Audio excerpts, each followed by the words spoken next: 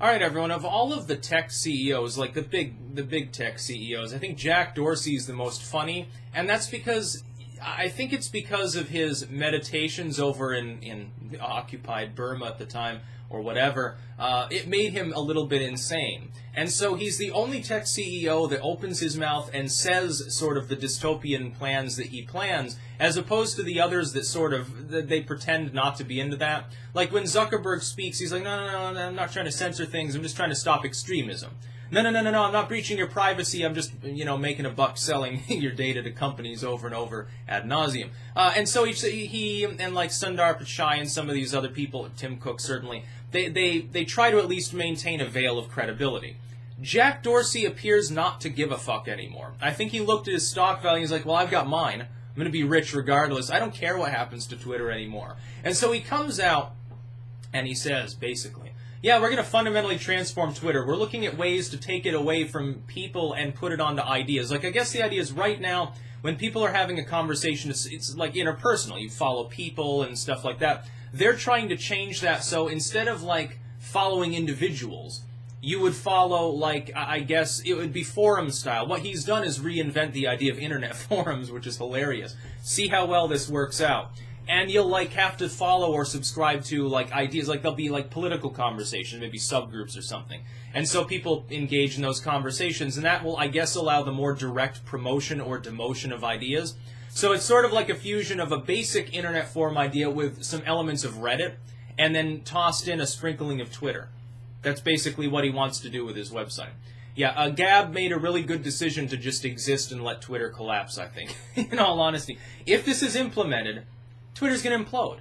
Nobody's going to fucking use that shit. Look, most people that are using Twitter do it because they are egomaniacal goofballs, and they post there and think that their opinions really matter. It's like, man, I got to get my check mark. Man, I got to appease people. I want to be one of the popular kids. All stupid shit like that.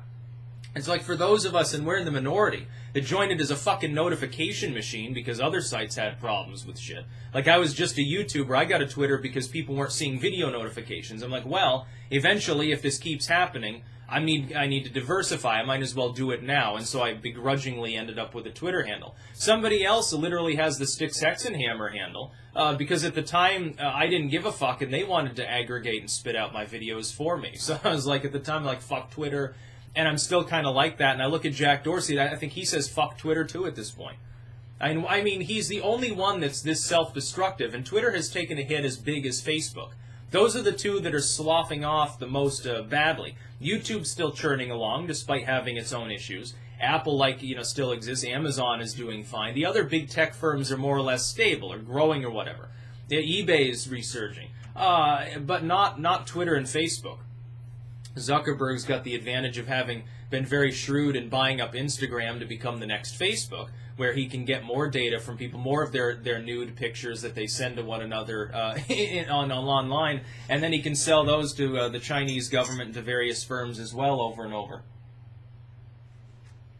Which is exactly how he intends to retire, which is like, oh yeah, and I'll get this other website. I got 10 more years of good income now. Fuck off. Twitter doesn't have such an advantage. Now, I don't know of anybody who considers Twitter to be indispensable. Like, there are plenty of people that are like, well, I would die without my Instagram page. Oh my God, if my YouTube channel were gone, I don't know what I would do with myself. Plenty of people or the seller page, like Amazon or something. Like I sell books on Amazon. I'd be really, really upset if it were gone. Like if Amazon imploded. I don't know of anyone that would be particularly upset if Twitter was gone, and I'm wondering if Jack Dorsey could be counted among them either. Because he does this stupid shit. In what realm of reality did he think it would be a good idea to come out and say, yeah, we're basically going to take the site that some of you enjoy using for various purposes. We're going to completely overhaul it. We're going to have a Myspace moment and swirl down the toilet and totally alienate everyone. The kind of people that are attracted to regularly using Twitter do not want to follow ideas. They don't even want to pierce their echo chambers, if that's what he's trying to do, which is always a possibility. That would be a positive step forward. Well, then stop fucking censoring people. There's your answer to the whole problem. That's what it boils down to. So he's going to destroy his own site, it looks like, and, hopefully sooner than later, because I would love to be on Twitter while it's collapsing and see people, freaking out and, getting themselves banned because they don't give a fuck anymore and posting, meat spin and shit. I would love to see that because Twitter has become, I think, a negative force in the tech world. It's not I mean, it'd be better if it were replaced by Gab, which gets censored constantly. It'll be funny to see what happens with that. I mean, if this is implemented, yes, a lot of users will leave the site. Some of them will gravitate towards the only real mainline competitor, which is, Ribbit Ribbit. It's going to be an interesting time when that happens. And the thing is, he's not even doing it speculatively. Like, sometimes these tech CEOs will bounce ideas off the public. A/B testing. Trump does this. And they'll say, well, maybe we'll do this, maybe we'll do that. Like when YouTube said, maybe we'll fuck around and remove commenting functions. And largely, people were overwhelmingly negative, and they quickly shut up about it. And then they half-ass it. They use, perverts on YouTube as an excuse to kind of do that to some people. Or limited state, like for Tommy Robinson, it's bullshit, but they do. But with Twitter, with Jack Dorsey, it's like he's saying, no, this is what we're going to do. This is our next plan of action. We're going to fundamentally change everything about the site that you know to be different. You're going to have to relearn everything, and we're going to fuck off with the ego because, I'm like Mystic now or some stupid shit. And so we're just going to follow ideas on the platform, not people. And it'll be hippie-trippy karma bullshit and love beads and meditation, just like I want it to be, because I just want people to fucking get along. Guess what, Jack? People don't like getting along. People enjoy their anger and their debate. It doesn't matter if you think those are unhealthy conversations for people to have.